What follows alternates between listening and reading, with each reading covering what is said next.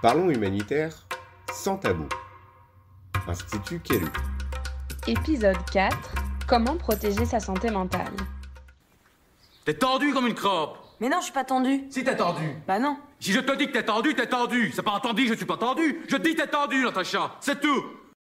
Prendre soin de soi, protéger sa santé mentale, ce n'est pas quelque chose de nouveau. C'est applicable à tout le monde, au jour le jour. Alors pourquoi est-ce que je vous parle de cela dans cet épisode ?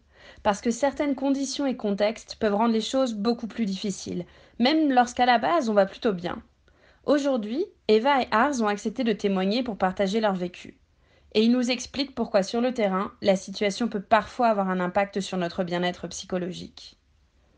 C'est le contexte de violence ou de pauvreté qui est là tous les jours. Donc on a beau faire ça par conviction, ça nous affecte quand même. Si on est sur un projet de santé, une épidémie de choléra par exemple, tous les jours on peut voir des gens malades.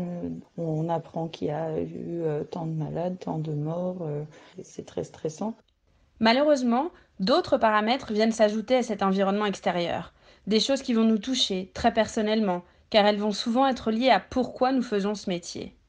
Le fait de se sentir impuissant vis-à-vis des gens qui sont démunis, de ne pas pouvoir répondre à toutes les demandes, de se sentir incapable, remet en question notre rôle, notre identité, notre fonction, notre mission. Et puis, sans grande surprise, cerise sur le gâteau, celui qu'on n'attendait plus, il nous reste...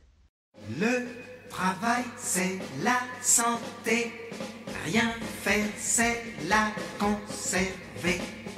Les prisonniers du boulot font pas de vieux os. le surmenage. On a beaucoup de travail.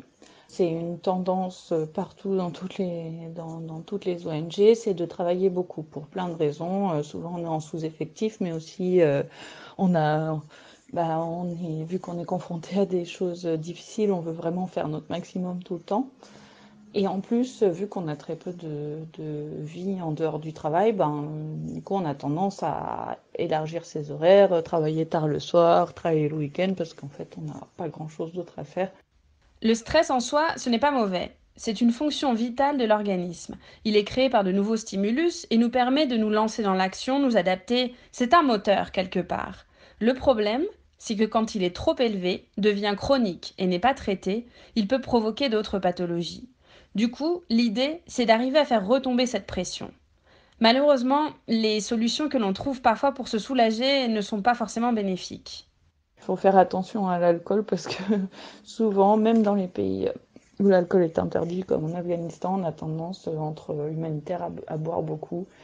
Et en fait, c'est un peu un cercle vicieux parce que ça empêche de récupérer physiquement et ça fatigue. Il faut faire attention à l'abus d'alcool, de substances en général, médicamenteuses et autres.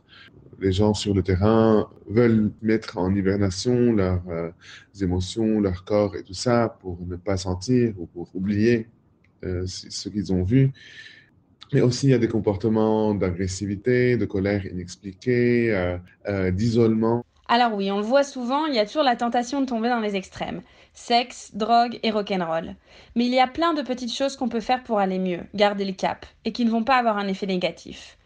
Eva nous raconte celle qu'elle a testée. Ce qui est important, c'est les choses de base qu'on fait naturellement, mais qu'on oublie facilement quand on est sur le terrain et qui sont peut-être pas aussi importantes quand on est dans notre milieu naturel, on va dire.